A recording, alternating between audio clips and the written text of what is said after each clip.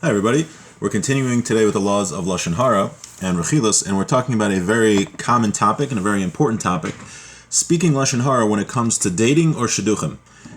So you have a friend who's dating a nice young lady or engaged to a nice young lady, or you know somebody and you know some bad information about him that they don't know. So on one hand, if you share the bad information and they break off, and it really wasn't that bad, and they break off their engagement or their dating, then that's a very bad sin you did. But on the other hand, if it's something really bad that the marriage won't work out, that they don't know about, then you could have helped stop a tragedy, which you didn't do. So it's very important that we learn in which situations do we share information, what's considered bad information, and to be careful no matter what we do, to do it with, that it has to be well thought out. We shouldn't just run and share any information we know about somebody who's dating somebody, lest something very bad happen. So we're not going to finish it all today, obviously, but let's start. We're in the examples section, and number 4. You see somebody wants to make a shidduch with somebody else, wants to date him for marriage. And you know the groom has some really bad flaws, like serious flaws. And we're going to discuss what those serious flaws are later in Sif Vav. So we're not going to get today to exactly what those serious flaws have to be, but we'll discuss that, God willing, either tomorrow or the day after. And the girl and her family, they don't know anything about these major flaws. And had they known, if they were to know these flaws, they wouldn't want to proceed with the shidduch, then you should tell them. But you should know that this law has many details, and we'll explain them later. And a person, before he allows himself to share negative information, he has to contemplate the issue. You can't learn a leniency from topic to topic, meaning just because one case you are allowed to share information doesn't mean in another case you'll be allowed to share information. Every scenario needs to be judged on its specific details. Before we start explaining this halacha in all of its details, we need to remove the stumbling blocks that often occur in this issue. And even really though there's no purpose to necessarily write them all in a book, you don't need a Gemara to tell you this, you don't even need logic to tell you this. But because the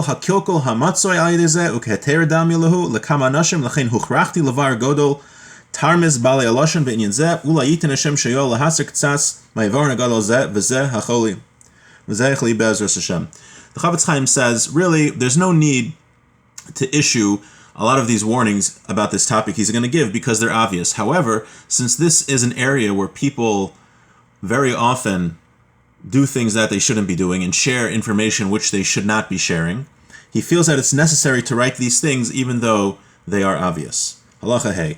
Ma'od sarach li zahir memidas hagruos sheragilim leganos tzad echad le'enei hatzad achar al inyanim she'en behem mamish. One has to be very, very careful not to denigrate one party based on information which is not objectively bad, which is not even relevant. It has no substance. Dahainu, for example. What's an example of information which has no substance that should not be shared with the girl or her family? Dahainu, ima chasen hu ish tam she'enu charif kol kach lahaven armimios shel bnei adam, or amosayim. Let's say the groom is a fellow, he's a very simple fellow, and he doesn't readily see the cunning and the tricky ways that people conduct themselves, right? We all know people like that. They're very naive and very simple, and they can get cheated, more easily. He says that is not a valid. Let's finish the sentence.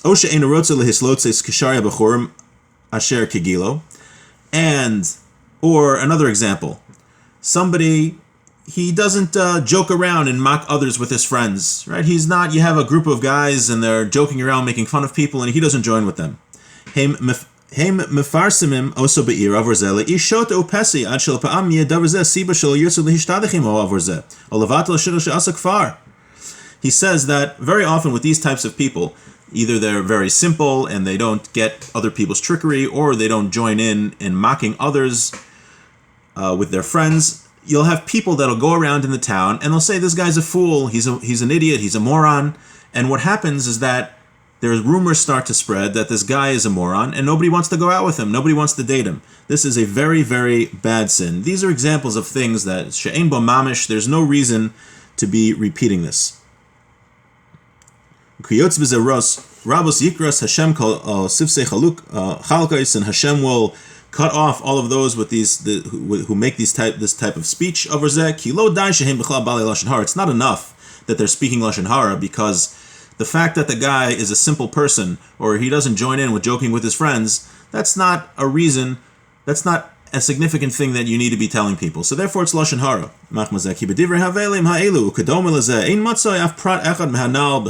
We don't have any of the conditions of speaking rechilas that we mentioned in 9.2. These people are actually Bali Motzi Shemra, people who speak Motzi Shemra. Now, Motzi Shemra is an even more severe sin. Lashon Hara is when you share negative information, that's true. But Motzi Shemra is when you share information which is false, which is a lie. So here, the guy is just simple, but you're going around telling people he's an idiot.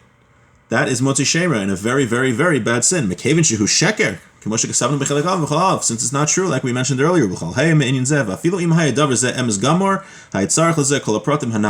And even if it would totally be true, then you would need all of the conditions above.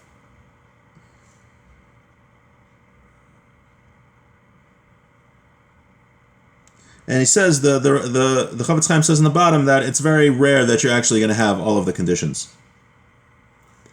Ube'emes, Elu hanoshim hem gan ke mechla machtia rab. These types of people who go around spreading these lies and this negative information, they're also considered in the category of people who cause others to sin. There's a very severe category in Judaism of people that cause others to sin, right? It's one thing if you sin yourself, but if you go around causing other people to sin, that is very serious. Because of these people's evil nature, they go around mocking people, making fun of them, and booze, and they denigrate them, v'kalon. What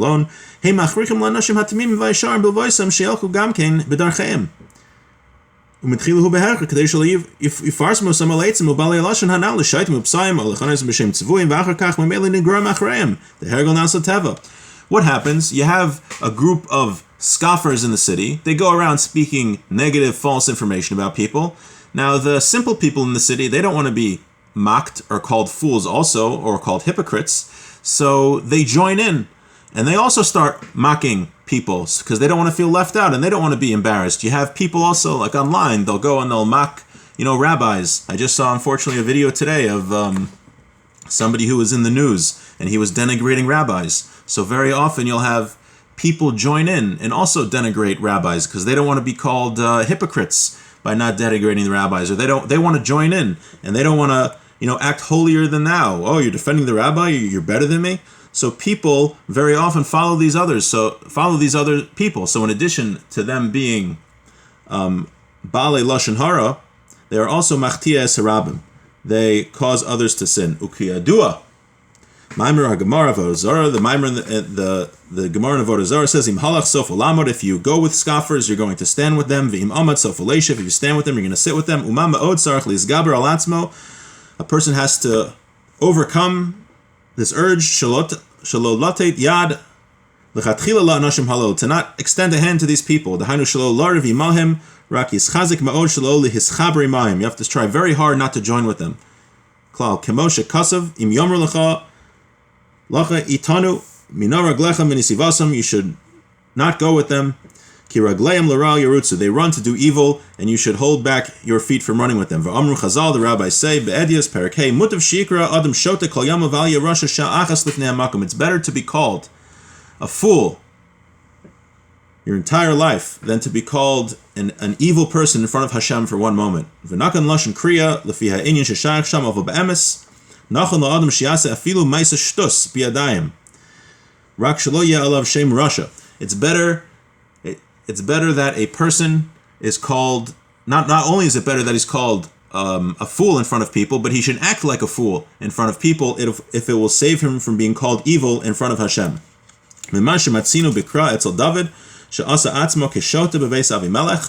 Like we find that King David acted like a fool in the house of his son Avimelech, that he shouldn't capture him.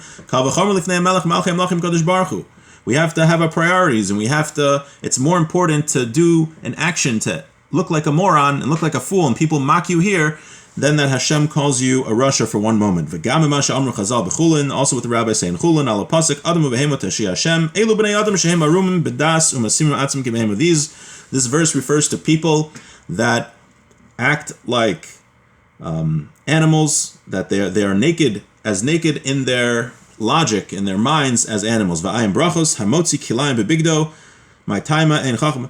It says that the Gemara says that if you find yourself wearing shatnez in the public place, you're in the middle of the mall, and you realize you're wearing woolen linen, you have to take off your clothes in front of everybody, because it's better to look like a fool and be naked in front of people than to be a rasha, to be an evil person in front of Hashem.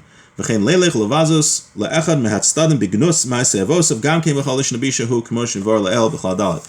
Chavetz Chaim concludes, going back to the topic of Shidduchim, to included in this evil speech, things that you're not allowed to say, is to say something negative about his forefathers. So we're just starting here, but we learned that it's very, very important when speaking Lashon Hara, saying something, sharing information about a shidduch, about somebody who is dating somebody else in order to marry them. One has to be very, very careful. And if the person is just a simple person, or he doesn't join in mocking others with his friends, he's just different, there's nothing bad, you're not allowed to share that. And how evil are the people that go around based on that information lying that someone's a fool. They could prevent them from ever getting married, or God forbid to break off a valid match. And he writes, the Chavetz Chaim writes, soon in the next section we're going to learn what are the type of things. We learned so far the types of information that one is not allowed to share. So next time, God willing, we'll learn the types of information that one is allowed to share, and sometimes maybe a mitzvah to share. But the main thing is, anytime this comes up, it's very important to discuss with a Torah scholar who's learned these halachas well, because every situation, like the Chavetz Chaim says, is different, and this we have to be very, very careful in. And hope everyone has a beautiful day, and hope the sun comes out soon.